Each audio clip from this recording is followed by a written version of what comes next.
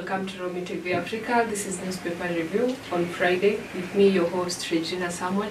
And I'm Emmanuel. Keep on following us at Romi TV Africa on Twitter, Instagram, YouTube. Hit that notification bell for more news updates. And we have some news making headlines. We just hope Kenya Power is not going to do the same thing they did to us yesterday. We were doing our shows here. Yeah.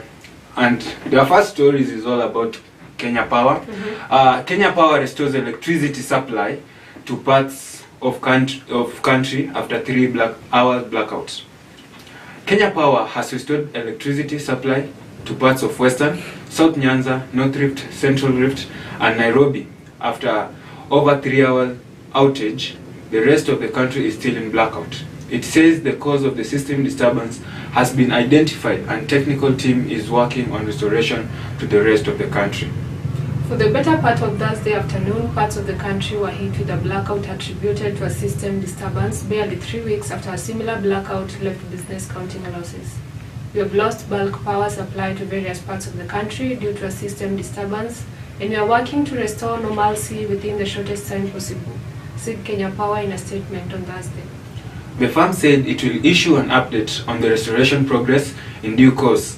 The blackout follows the power outage that hit Nairobi, Mount Kenya, and coastal regions early this month, causing disruption of business. Kenya Power also attributed the blackout to a system disturbance. In December last year, part of transmission network connecting Lake Turkana wind power to Suswa collapsed, affecting evacuation of power from Marsabit. Well, seems like Kenya Power have a problem in restoring power at the moment. It said that they have found that there was a technical issues, and not every part of the country has received back its electricity. Do you think the Kenya Power Company needs competition so that we see the way forward? Yeah, of course it needs competition, because we cannot be relying on one source of power. And it has reached to a point that they feel that the only people who can supply power to us. So I think when competition comes in, it will give them, like a force or an urge to be better than the other one. Yeah. Well, and in other stories, President Ruto is on a revenge mission. President William Ruto is on a revenge mission and witch hunt against individuals who did not back his August 9 presidential bid, opposition leaders claimed yesterday. Azimio la Umoja One Kenya coalition leaders cited the petitions against the 4 top officials of the Independent Electoral and Boundaries Commission as an example of the Kenya Kwanza crackdown on institutions and individuals the regime thinks did not dance to its tune during the campaigns. ODM leader Raila Odinga said IEBC Vice Chairperson Juliana Cherera and Commissioners Francis Wanderi, Irene Masit, and Justus Nyang'anya are being targeted for expressing reservation over the process that led to the declaration of Dr. Ruto as president. Mr. Odinga said the outcome of the hearing is predetermined, with the 4 expected to appear before the Justice and Legal Affairs Committee of the National Assembly. He said they will be found guilty and made to appear before a tribunal to be set by the president before being dismissed from electoral agency. The mission of selective injustice is being steamrolled by the speakers of the National Assembly and the Senate and William Ruto, he told reporters. Wiper Party leader Kalonzo Musyoka said the process reeks of impunity and termed it as a persecution of the commissioners with the script already out. I don't like politically motivated things. The committee should believe in the rule of law, but it looks like our brothers want to take Kenyans back to the streets, Mr. Musyoka said. Kenya Chief Martha Karua said the case against the 4 is witch hunt, designed to punish them for standing up for what is right. She instead asked President Ruto to form a panel to replace IEBC Chairman Wafula Chebukati and Commissioner Abdi Gulie and Boya Molu, whose terms are coming to an end. And I quote, "Time is up. Let's have a new commission. The witch hunt in Parliament is designed to stop the 4 from taking over," Ms. Karua said. She demanded to know why Mr. Chebukati, Professor Gulie, and Mr. Molu have not yet started terminal leave as required by the law. Ms. Karua accused them of insisting on presiding over the coming by-election in order to give us convoluted results as they did on August 9th. Mr. Odinga said President Ruto is taking the country back to a state of affairs last witnessed during the Daniel Arap Moi regime in 1980s. Well, what do you think about this? First, I don't know why they have the haste to make sure that Mr. Wafula Chebukati and the other two are leaving the term. Yeah. Because they live at their own pace, they don't have to be rushed. And again, the case which is against the 4 ABC commissioners who are saying that they don't stand with the results of Mr. Wafula Chebukati, I don't know if it's politically motivated to file that petition, but again, it may be they were wrong on the other side. But again, I think maybe there was also some political movement that was made for them to stand against the results that were made. This is politics. It's a dirty game, so we cannot really understand who is right and who is wrong. Yeah, but if they're supposed to, if the case goes well, then it's up to them. In other stories, doctored video clip cost RMS MediaMax 12.5 million shillings in defamation settlement with Kangata. Murang'a Governor Irungu Kangata has been paid a total of 12.5 million shillings by Royal Media Services and MediaMax Limited over stories published last year by outlets of the two media houses, which he said were defamatory. The two media houses published the articles on their website, and radio stations of Dr. Kangata, then serving as Murang'a senator. Dr. Kangata, however, said the clips played the media houses on September 15th last year were maliciously corrupted and ended up lowering his reputation.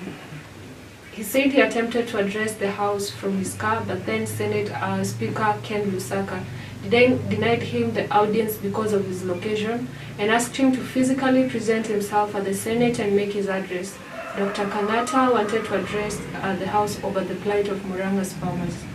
Dr. Kangata said in the case filed before the Milimani Magistrate Court that the articles associated with him with morally reprehensible behavior. The two media houses had denied the claims and defended the publications, saying they were done in good faith, without malice, and not intended to injure Dr. Kangata's reputation. But the Murang'a County boss and the two media houses reached an out-of-court deal, and RMS agreed to pay Dr. Kangata 6 million shillings, while MediaMax paid him 6.5 million shillings. Dr. Kangata claimed that the words which were picked by radio stations including Kameme were sensationally broadcast at the time when they were heightened political activities in a year before the general election. The governor said he is a churchgoer, a husband and father of 4 school-going children, and also a mentor and a moral beacon. The radio station further discussed the alleged transcript the following morning and invited callers who further scandalized Dr. Kangata. He claimed he supplied the station with an unedited version of the transcript and urged the media houses to pull down the offending articles without success. And I quote, "Further enclosed is a consent letter in duplicate duly exercised on our part, marking this fully and finally settled with no orders as to cost." Reads a letter to Dr. Kangata's lawyer, Tindi Munyasi and company, dated November 7th. This is a story whereby we see have been accused of defamation, whereby they spread the wrong information from Dr. Kangata, and which he said is not the right one. And now they have to pay. They had to pay him 12.5 million shillings, so that to return everything in order, and they did not have to end up in court so that to solve the issue, but they just had to solve them out of court. Now, for your opinion, is it the right thing to do defamation on someone when that person once said that the information should not be published? It's wrong because that is violating someone's rights and someone's will. So even them paying that 12.5 million was just to make sure that they clear the case, because it is against the law even. Yeah, because you cannot just give out information that is someone's without their consent. Yeah, and actually it's the wrong information. Correct. Well, keep on talking to us at Romy TV Africa on YouTube, Instagram, and also on Twitter. Hit that notification bell for more news updates, and also comment down there and tell us what are your thoughts on today's news-making headlines, especially when we started with the situation whereby the former Prime Minister said that Dr. Ruto is just the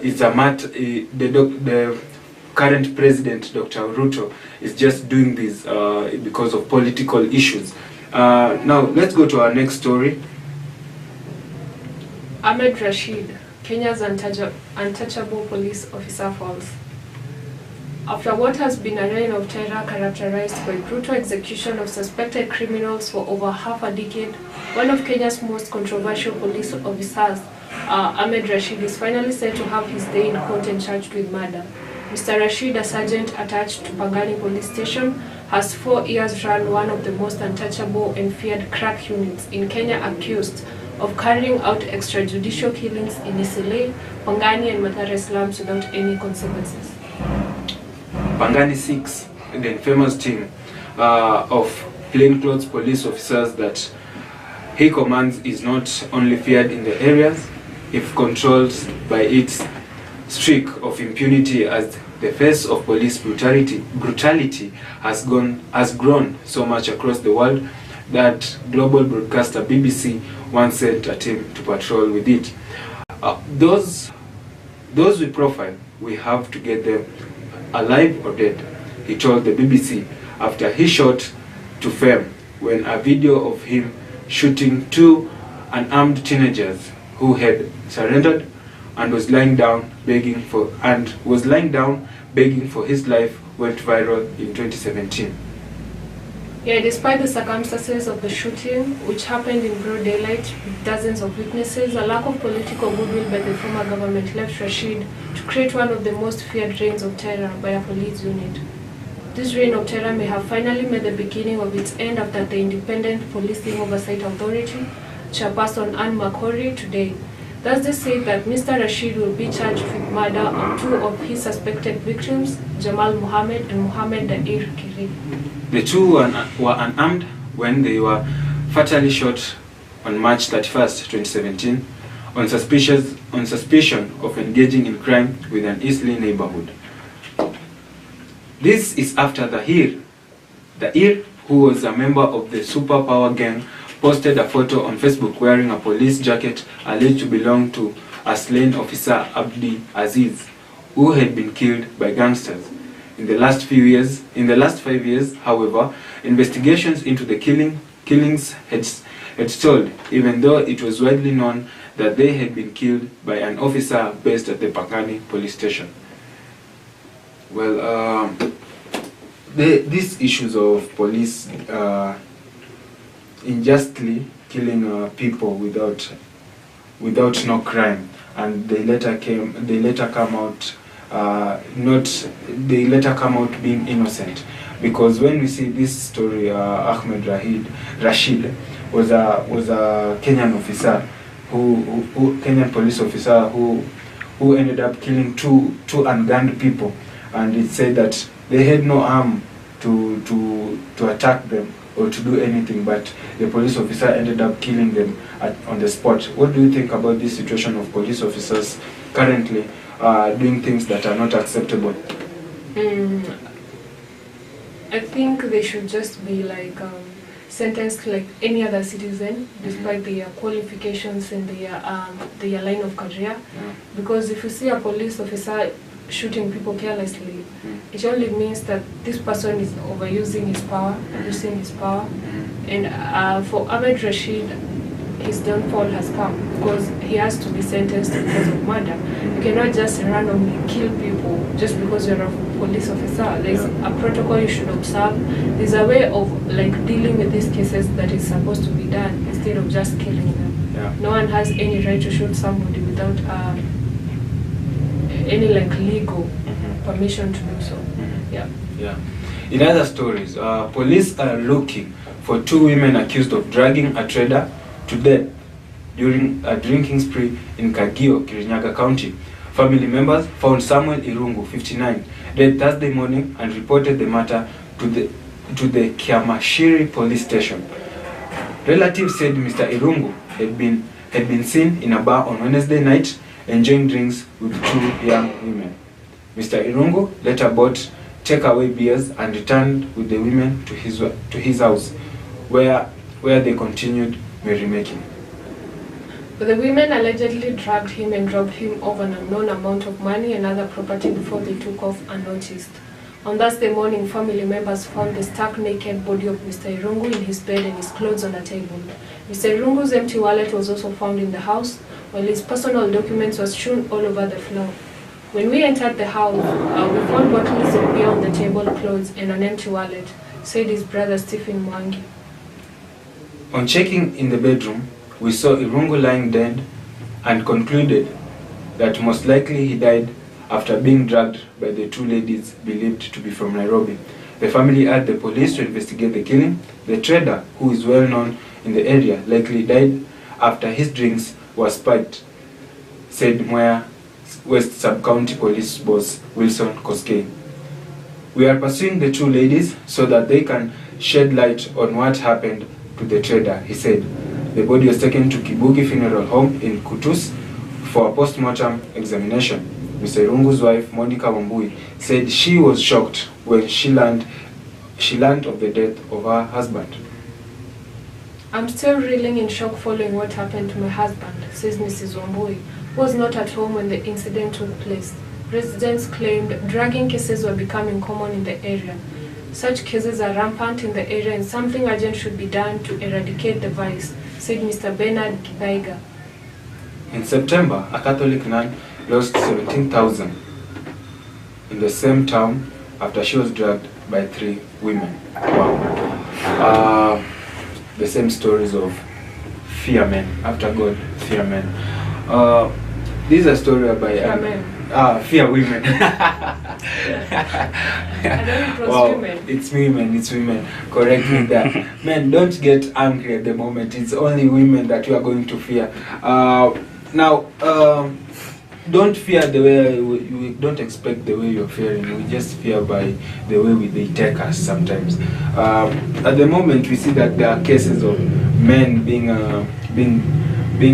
now over dragged by women, because we see currently we have just been talking about a man who was stolen, who lost his money, 700,000 in a week just because of a woman, and now we see another story whereby 2 ladies dragged a man in his own house and ended up taking everything that this man owned, and the man now is dead. What do you think about the situation of women at the moment taking care of men irresponsibly? That is not taking care of men irresponsibly. I think it's just using their time well. It's using the men well. How can you say that they're using the men well? Because I think a real man should not be influenced by a woman to do something. Plus, you should be careful as a man. Like, a woman is not in any position at all cost to make you, like, empty you and make you poor at any cost, because in the name of love and merrymaking. But you see at this point is that they dragged him. If this man could not have been dragged, I don't think they could have stolen the properties. Then he should be wise. He was supposed to be wise and conscious. That's why above God you should fear women. They think out loud, yeah? Because before they make the move, they think more than the men. Yeah, true. Well, take us to another story then. Now, how we ended up on the streets of Nairobi, homeless and helpless. It has been 3 years on the streets of It has been 3 years on the streets for Naomi since she escaped a near-death union. Official scars are a testament to years of emotional and physical violence at the hands of her abusive partner. The mother of one's decision to brave the cold pavements of Nairobi was made not after a mere scuffle, but as a response to a situation where the odds were stacked against her. For her, the harsh reality of being homeless doesn't hold a candle to the abuse she endured while living under the same roof with her spouse. And I quote, "He would have killed me had I not run away," Naomi recollects. Before moving in with her husband, she worked as a waitress in a restaurant in Kangemi. However, she had to quit the job after the frequent accusation of infidelity. When she became fully dependent on him for finances, his physical attacks became more frequent and vicious. "He would come back home drunk and start beating me up for no reason," she says amid tears. Some neighbors will try to stop him, but he told them not to interfere in our marital affairs. The last straw for the young mother was when her abusive husband almost hurt their one-old son. "He came back home drunk as usual and switched off the lights before battering me. I pleaded with him that he was going to hurt the child, but he would just not stop," says Naomi. "He only left me alone after a number of neighbors forcibly removed him from our house."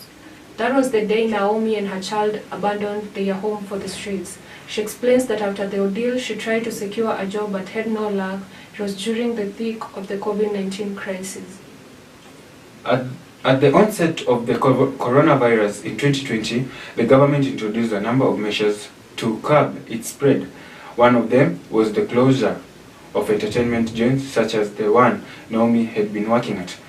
Not too far away from where Naomi has set up a makeshift home sits Ruth, a mother of 3 who also fled her matrimonial home because of domestic violence. I quote, "I could not go back to my parents because I'm an orphan. There is no one there for me. After giving birth to my 3rd child, my husband almost killed me when he attacked me with a broken bottle. That is when I decided to flee," she says. There is an ordeal that many other women undergo. Stephen Zusa, a lawyer and human rights defender who has been working with the Streets family for more than a decade, says sexual and gender-based violence is one of the leading cases of homelessness. Wow, gender-based violence. I hate gender-based violence for me. I really... So now after fearing women, what do we do to men? we throw them away from the society. Okay. Do you know, gender-based violence is not all about women mistreating men mistreating the women. But mostly we see it's men who beat up their wives. Yeah.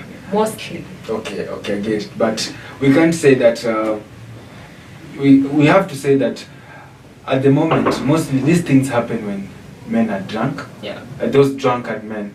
Because when you see all those stories of Naomi and Ruth, it's all about the men who came home drunk and start mistreating them, beating them up, as if they are just... some things I just wonder myself. Yeah. When you are taking this lady, were you taking her to go and beat her up? Or were you taking her to go and stay with her?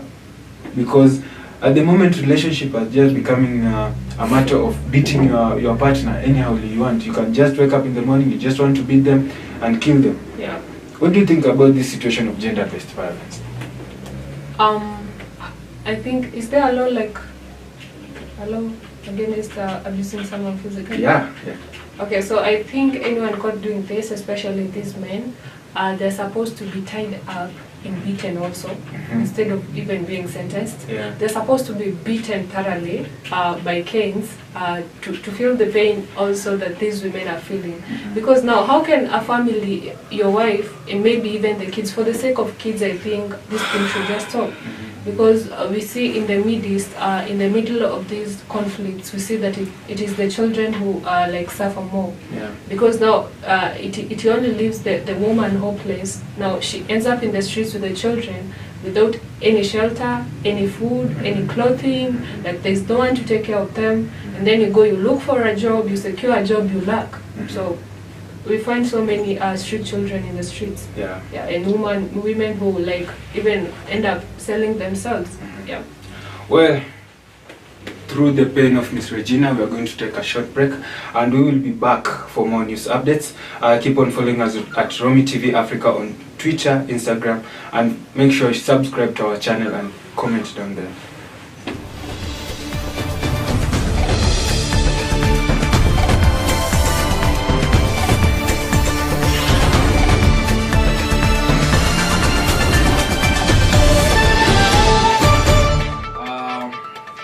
Another story, Nairobi land rates to double from January next year.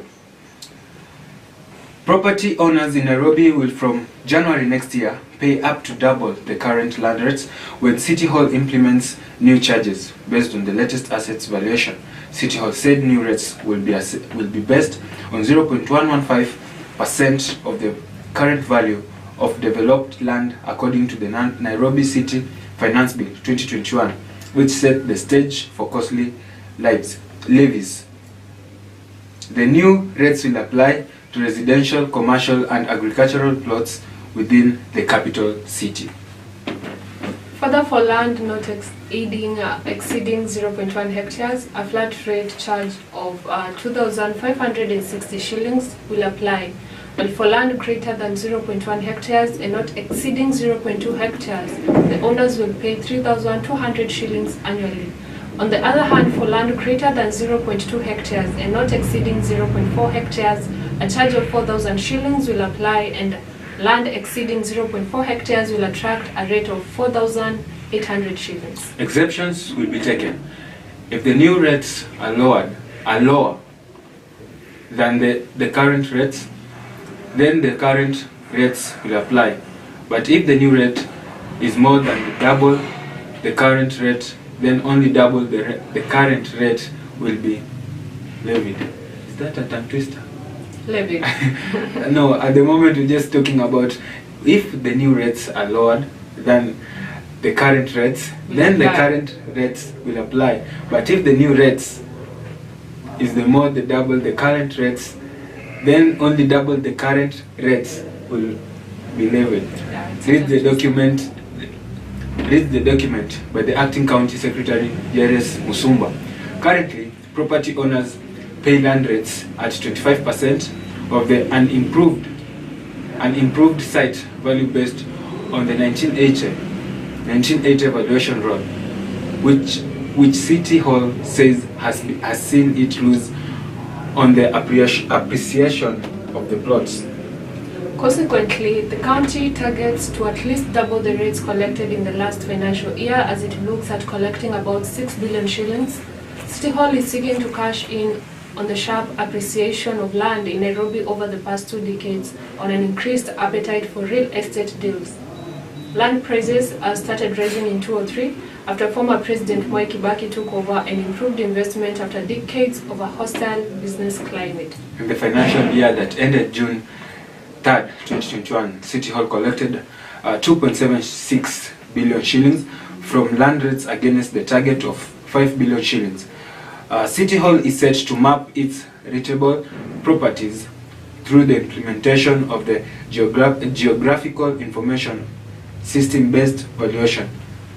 This will see the number of rateable properties in Nairobi increase from the current 161,000 to about 300,000. Defaulters or the county government 120 billion shillings, with the national government the biggest defaulters with 150,000 properties paying land rates out of more than 1.5 million properties. Well, it seems that the land rates are going to be changing soon. Yeah. Seems they are going to increase from the current land rates that are here at the moment. Yeah. It seems life is going to be hard for those who are going to start now to buy lands, and maybe those who owning lands. Yeah. It's a good deal. Yeah. Congratulations to Mr. Sakaja for the good job he's doing for the county. So far, so good. Yeah. Okay. In other stories, MPs picked him to help them anchor CDF in Constitution. The process of entrenching the Constitution Development Fund in the country's laws went a step further after the National Assembly approved 8 MPs to sit on a joint ad hoc committee to amend the Constitution. The constitutional amendment will be undertaken through a parliamentary initiative as provided for in Article 256 of the Constitution. Apart from the National Government Constituency Development Fund, the motion also seeks to have 3 other funds: National Government Affirmative Action Fund, Senate Oversight Fund, and Economic Stimulus and Empowerment Fund, anchored in the Constitution. The members of the committee are Ainabkoi MP Samuel Chepkonga, the co-chair, John Mbadi, nominated, Dr. Otiende Amolo Rarienda, Enkomas Mutuse Kibwezi West, Edward Muriu Gatanga, Catherine Wambilianga Bungoma. Are you laughing? Catherine Wambilianga It's a funny name. Bungoma Women Rep, David Mboni Kitui Rural, and Kakai Bisau Kiminini. They will be joined by 9 senators to be approved by the Senate. Matungula MP Stephen Mule and his Gichugu counterpart Robert Githinji, who drafted the motion, have been co-opted to the ad hoc committee. Noting the general debate in the House on the legislative proposal to amend the Constitution to entrench the 3 specialized funds, cognizant of the comments and views of the MPs during the general debate on the legislative proposal, his House resolves to establish a joint parliamentary committee. The motion reads. The name Wambilenga is funny to you. Wow. It's a funny name. Yeah, it's fun. It's a funny name. Hallelujah. Okay. The Joint Parliamentary Committee will report to the National Assembly and the Senate within 90 days to enable the speakers of the 2 houses to make a decision and give direction on whether or not the legislative proposal will be published into a bill. The clerks of the 2 houses will provide secretariat services. Oh, that's a good move. Yeah. We are proud of the parliamentary initiatives that they're taking. For the CDF situation. Yeah. Another story is Azimio lawyer stage walkout as IBC4 dismiss hearing. Lawmakers allied to the Raila Odinga-led Azimio la Umoja One Kenya coalition and lawyer representing 4 commissioners of the electoral agency yesterday walked out on a House committee hearing a petition seeking the removal of the commissioners from the office, led by Minority Whip Junet Mohammed. Azimio lawmakers termed the hearing illegal, adding that it was being done hurriedly.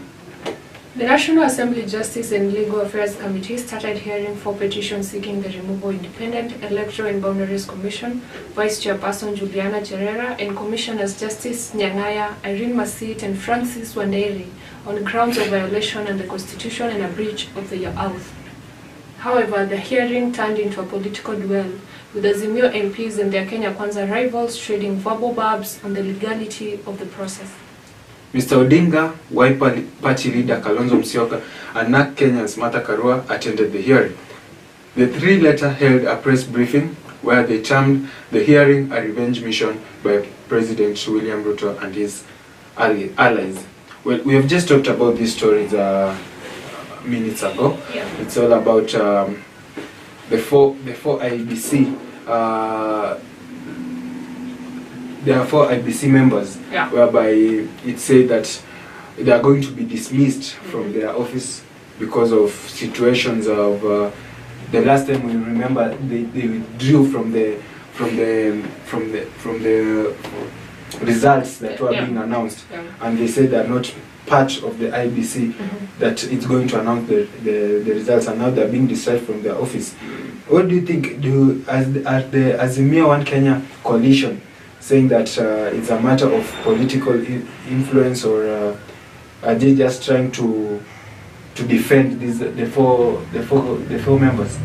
Like I said before, we are not sure who is right on this point. We are not sure if the 4 commissioners were influenced by somebody to go against the results, and we are also not sure if whatever they stood against was true. It may be true that really the results were violated, but no one is sure about this, that the one themselves, the politicians themselves, did not do so. We cannot give a clear detail on what should be done. But again, on the other hand, they're saying that it is a revenge mission from President William Ruto, of which I think the president has no time for revenge. He said himself. So, and even if he was to do revenge, then it means the revenge he can do, it's a big revenge on a lot of people. So I don't think he has really time for the revenge of which and everyone was against him. So. Turning our attention to internationals, whereby we start from the Democratic Republic of Congo. The M23 rebel group said Thursday that a ceasefire announced a day earlier, and I quote, doesn't really concern us, while calling for direct dialogue with Democratic Republic of Congo government.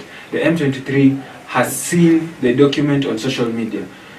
There was nobody in the summit from M23, so it doesn't really concern us.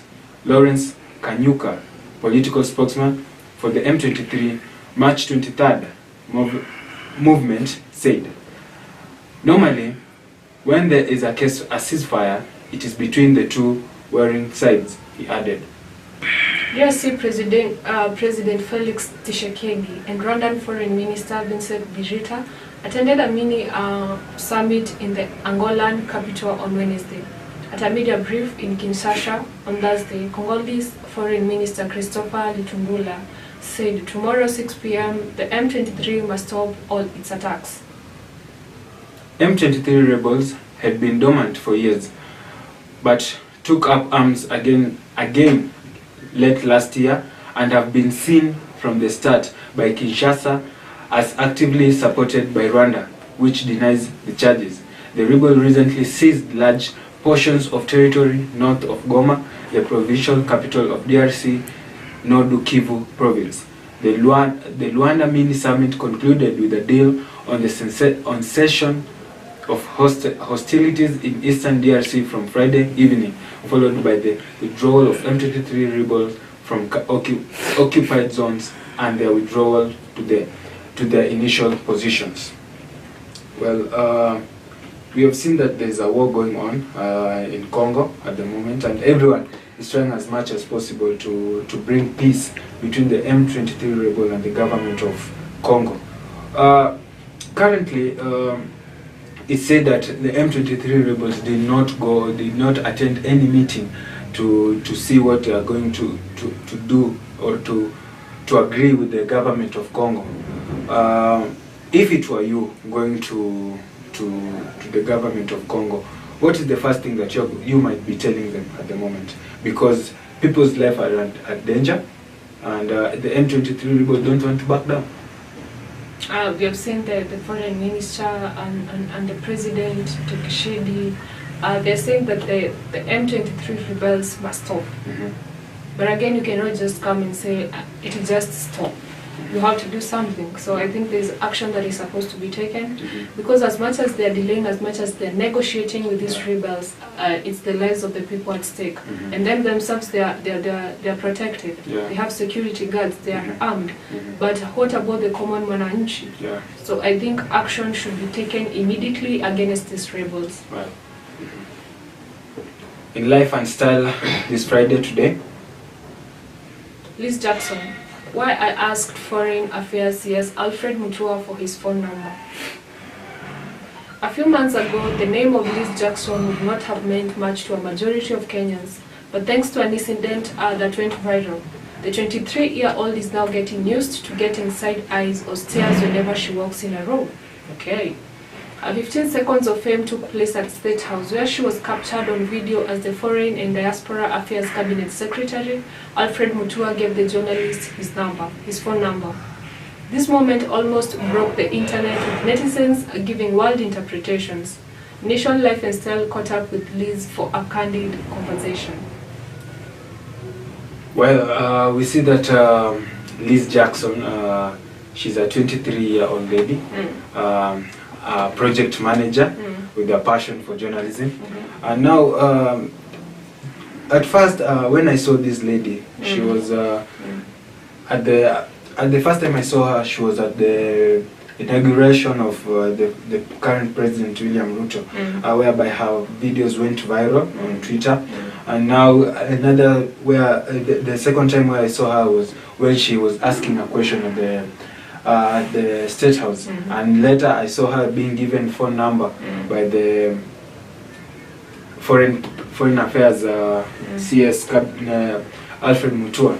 This is a good move for her. It may be even an open door for her. She may even get the chance now to venture in the journalism sector. But most people think that it's a matter of relationship issues, because we all know that the Cabinet Secretary Alfred Mutua is single. Very much single. Yeah. So, do you think that it's a good move for her? For me, I think she might be doing a very good thing. Yeah? I don't know what to say about that, but congratulations to you if your number was given. Yeah. Well, in the last story today, we turn our into sports, whereby we're just going to touch it, but to talk about it is about history maker Ronaldo, trees of Portugal in Ghana. Ghana's win. Last night we saw that Ghana lost 3-2 to Portugal, whereby Cristiano Ronaldo becomes a history maker by scoring a goal in each and every single World Cup he has attended, his 5th World Cup.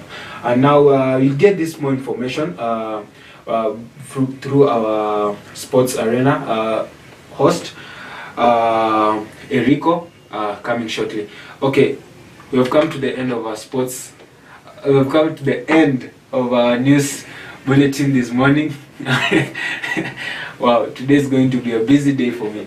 We have come to the end of our news briefing and newspaper review on Friday. I was your host, Emmanuel Onyango. And I, Reginah Samuel, thank you for being with us. Make sure you follow us at all our social media platforms. See you on Monday. Have a lovely weekend. Today seems I'm going to